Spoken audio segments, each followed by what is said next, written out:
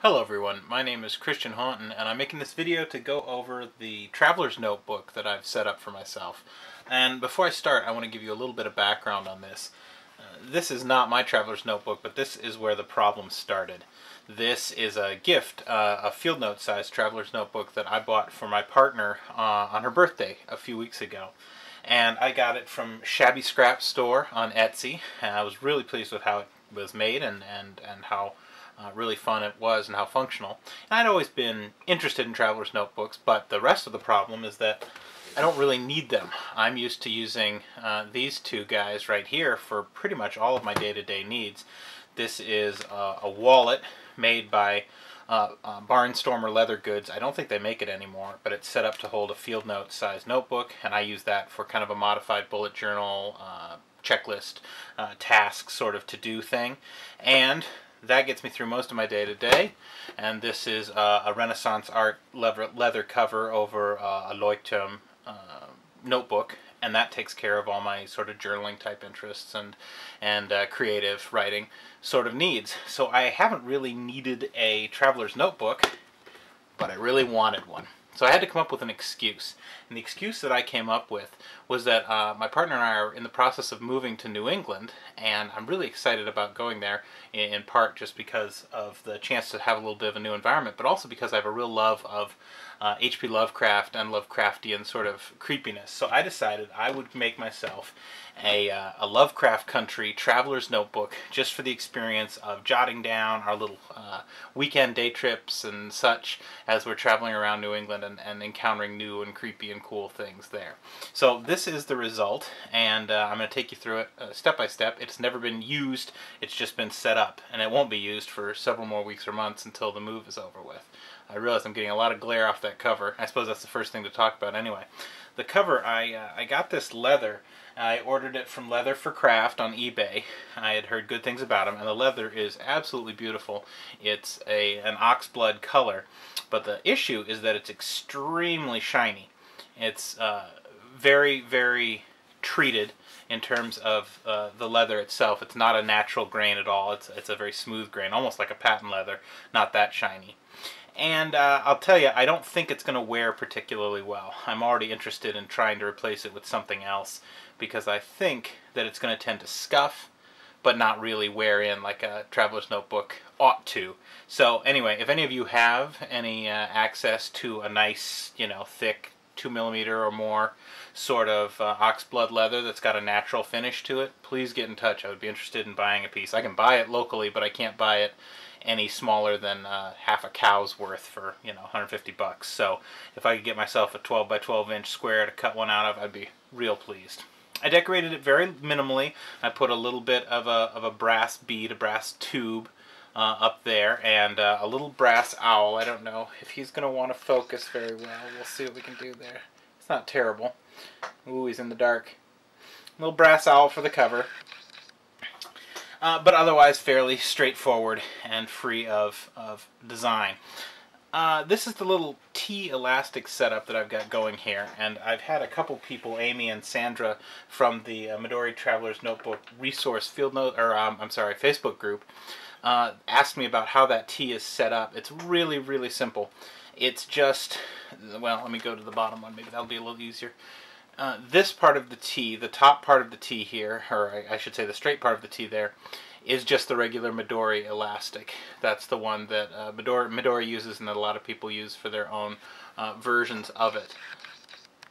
This crossbar is a separate piece of elastic, and it just makes one large loop that goes around the other one. So it comes all the way down, crosses here, comes all the way up again, and then there's a knot tied.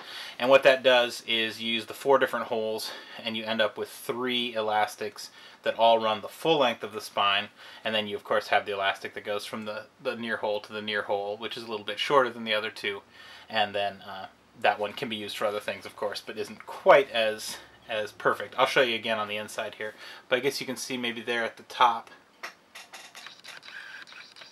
how those 3 elastics line up really nicely just together like that. It helps keep everything spaced apart so you don't get that pinching at the spine that you get with a lot of the different kinds of traveler's notebooks out there. Alright, so let's look inside. I told you this was dedicated to Lovecraftian type affairs, so I gave myself a nice Lovecraft Country stamp on the inside. To keep that in mind, I have a Doan paper notebook in here right now. This has my calendar set up for the year in it, and it can go in this little pocket. The reason it's in a pocket and not in one of the inserts is that this needs to be able to move. This needs to be able to join other things outside of this notebook. So I wanted to make a home for it, but one that it could easily be taken out of. And this is just a piece of that same cover material. I used a paring machine, a Charfix paring machine, to make it quite thin compared to the cover leather. Cut off about 2/3 of the thickness, and then just glued it in there.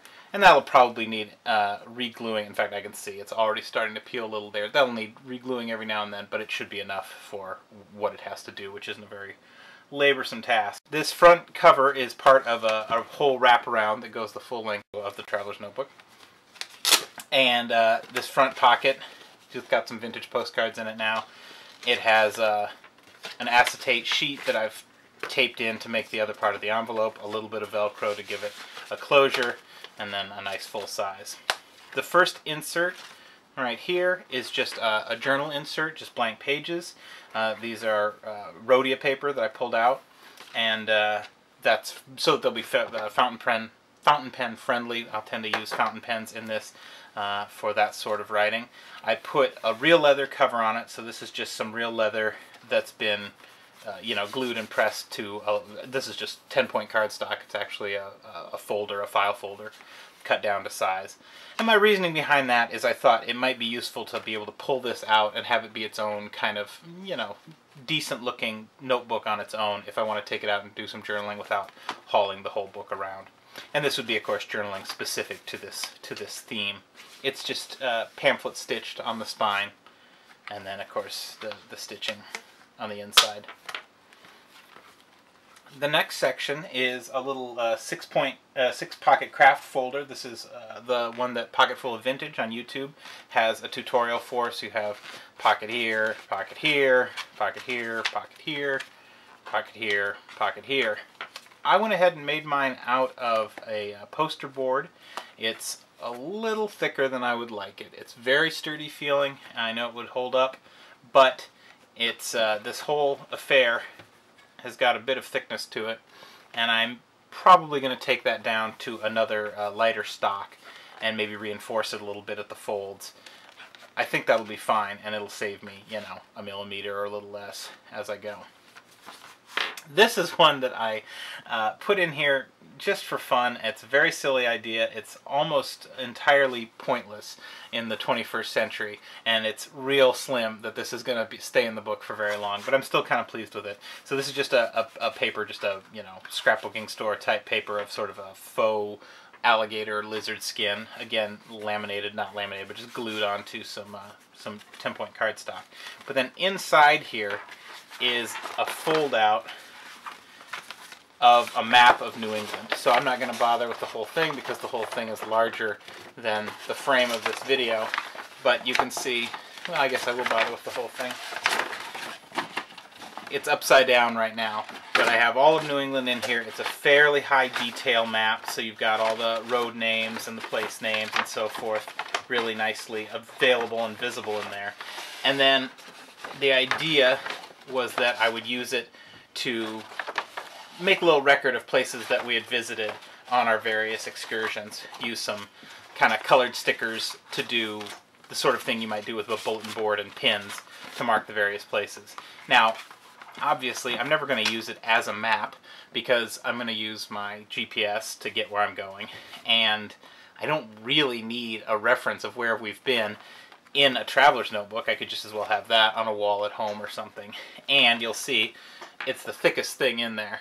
So odds are it's not really going to last. But it was a fun little project to kind of work out the logistics of how to do something like that and make it work.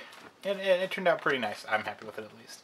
And then the final thing that we encounter here, this is the back of that same piece that's in the front. It goes all the way around all of the inserts.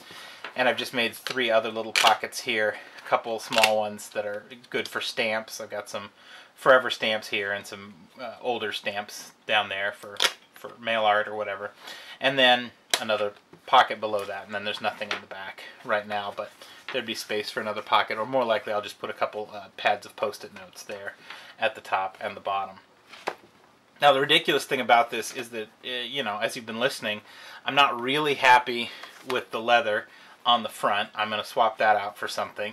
And I'm not really happy with the thickness of this, so I'm going to swap that out for something. And I'm not really convinced that this is necessary to keep in here, so I'm going to swap that out for something. And both of these, the journal at the front, this real smooth plain manila, and this craft paper color here, I find a little bit too plain, so I'd sort of like to swap them out for something a little bit more treated or distressed looking, to give it a little more character as I go along. So realistically, almost 100% of this is going to get swapped out already, so that the next version of it will probably have our little owl friend and not too much else that's the same. Ooh, while I'm done here, I'll just quickly pull out these inserts and show that T-elastic one more time, just in case that's useful to anybody who's looking at this video. So here's what it looks like on the inside. Well, I can pull this out too, I suppose. There's what it looks like on the inside. You have these two to the side. Those are one piece that's all connected. And then you have these two in the middle that make the vertical line. Those are all connected. So you end up with 4 bands that run all the way down from top to bottom. And 3 of them are the full length. The 1, 2, 3 at the top. And then obviously there's one more shorter one underneath there. Alright, well that's all I've got. I hope some of you found that interesting. I've gotten a lot of enjoyment out of watching other people's setups. And I'd be curious to hear any suggestions or comments you have. Stick them down below and I will eagerly take a look at those. And again, if anybody knows a good source to get some oxblood leather that's a little less shiny than this and a little more natural in its finish, I would love to hear about it. Alright, thanks for spending some time here. See you soon.